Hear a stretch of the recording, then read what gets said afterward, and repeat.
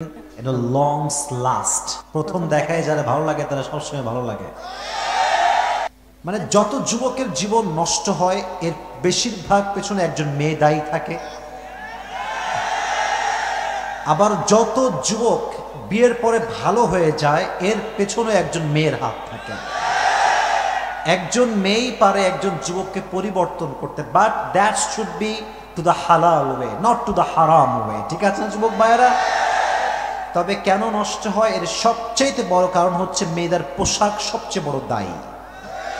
একটা মেয়ে যখন জিন্সের প্যান্ট আর টি শার্ট পরে ঘোরে, তার একটা টাইট ফিটিং কাপড়ের জন্য যুবকের চোখ নষ্ট হয়, যুবকের ইমানটা নষ্ট হয়ে যায়। তো আমি আমার বন্ধুকে প্রথম কথা সম্মানের সঙ্গে, এটা এমন না যে আমি আপনাকে ক্রিটিসাইজ করছি, উদ্দেশ্য হচ্ছে আপনি শুধরে যান, যুব সমাজ শুধরে যাবে। আপনি বিপথে যাবেন, যুব সমাজ বিপথে যাবে। অনেক মেয়েরা বলে যে কি বলে জানো, বলে যে আরে আমাদের পোশাকের দোষ কি তোমাদের চোখের দোষ? এই লজিক আছে না? রংপুরের ভাইরা বলেন না কেন, আছে না? নাই বলে যে না না আমাদের পোশাক ঠিকঠাকই আছে, আপনাদের চোখের সমস্যা। আপনার চোখ অলওয়েজ নিচের দিকে রাখবেন। মাঝে মাঝে আমি বলি রংপুরের বিশ্ব রোডে আমি আমার কার চালাচ্ছি, আমার কার আছে প্রায় 100-তে, সামনে একটা সুন্দরী মেয়ে আসে জিন্সের প্যান্ট পরে। তো ভাবলাম ওই যে লজিকটা, চোখ অলওয়েজ থাকবে নিচের দিকে। তা আমি যদি আমার গাড়িকে 100 স্পিডে রেখে চোখটা নিচের দিকে নামাই, আমি কি দুনিয়াতে থাকবো? কথা বুঝলে বলেন থাকবো? আর আমি একা যাব না, সামনের ডালেও কবরে নিয়ে যাব। ঠিক আছে যুবক ভাইয়েরা? তো বোনেরা আমার, আমাদের চোখ ঠিক হবে তখন, আপনার পোশাক ঠিক হবে যখন। ঠিক না? আল্লাহ প্রত্যেকটা মেয়েদেরকে পোশাকের ক্ষেত্রে শালীনতা বজায় রাখার তৌফিক দান করুক। করোনা আমিন।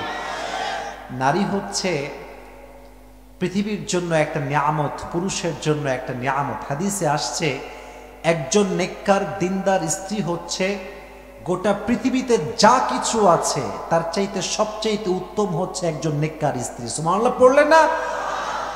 এটা প্রশ্ন করি সবাইকে, আপনাদের এখানে যারা যারা আসছেন, আপনাদের বাসাতে মানে ভাই যারা, বোন আছে, বোন কে কে আছেন দেখি তো, একটু বোন আছে, যে আমার বোন আছে এরকম হাত তুলেন তো দেখি।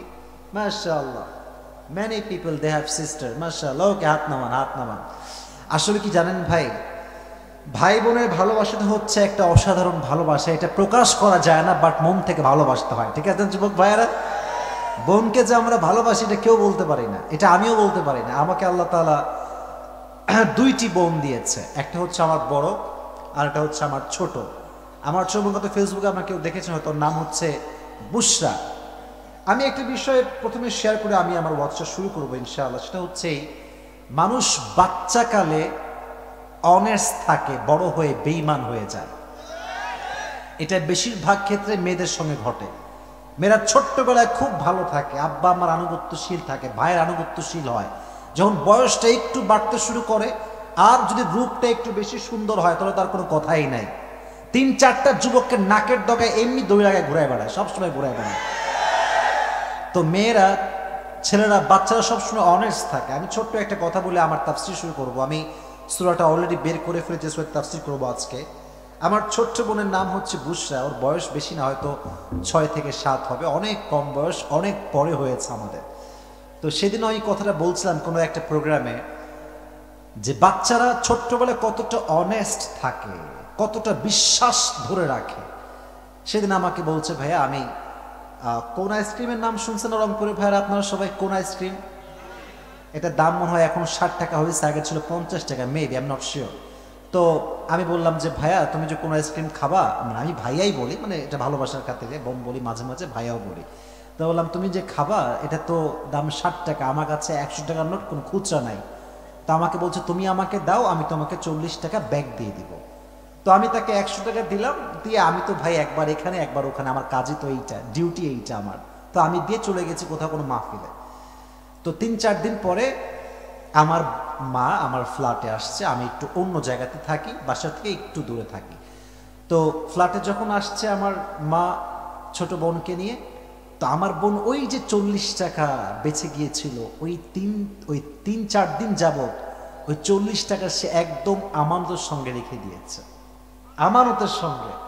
তো যখন বাসায় ফ্ল্যাটে নামবে, নিচের যে ফ্লোরে রিক্সাওয়ালা নামাই দিয়েছে, তো আম্মা বলছে যে বুশরা আমার কাছে তো খুচরো টাকা নাই, তোমার ভাইয়ের 40 আমাকে দাও, ওইটা আমি দিয়ে দিই ভাড়া, তোমার ভাইকে আমি পরে টাকা দিয়ে দিব।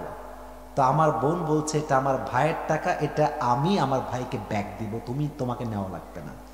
তো সেই টাকা মাকে সে ভাড়া দেওয়ার জন্য দেয় নাই।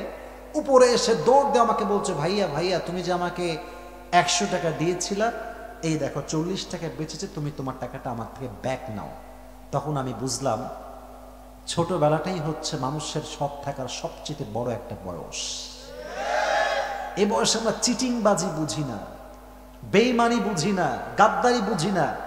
মানুষ যত বড় হয় তার বিশ্বাসের লেভেলটা কমে যায়, আর মানুষের মাঝে গাদ্দারির লেভেলটা সবচেয়ে বেশি বেড়ে যায়, ঠিক কিনা? তো বাচ্চাদের থেকে শেখা দরকার যে বিশ্বস্ত হতে হয় কেমন করে।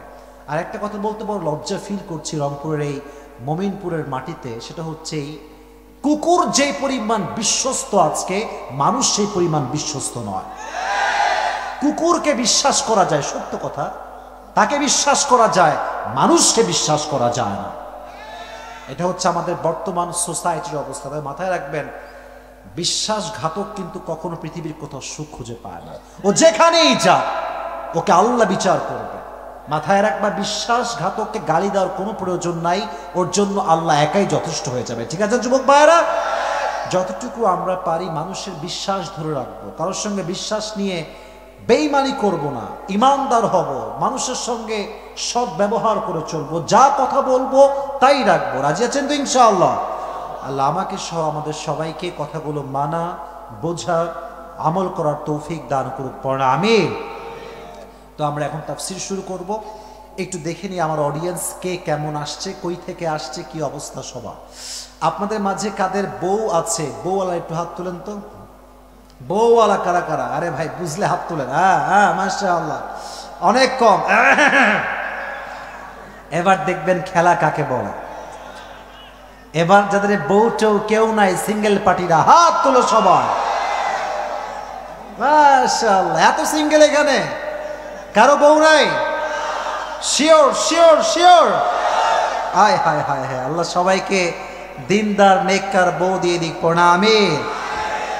যারা আমিন কয় না একটাও বউ পাবে না এরা, জোরে সোরে আমিন বলে।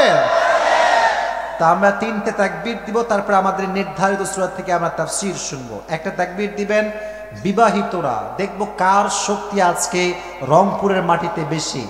প্রথম তাকবীর is time for married people, those who have a wife. বউওয়ালা তাকবীর দিবেন, সিঙ্গেলরা চুপ থাকবেন। এটা তাকবীর দেন বিবাহিতরা, জোরে সোরে তাকবীর দেন, লিল্লাহি তাকবীর। বাবারে বাবা, ভালোই তো জোর আছে দেখছি আজকে। আচ্ছা এবার দেখা যাক কারা পারে। সিঙ্গেলের কাশি বড়, লিল্লাহি তাকবীর।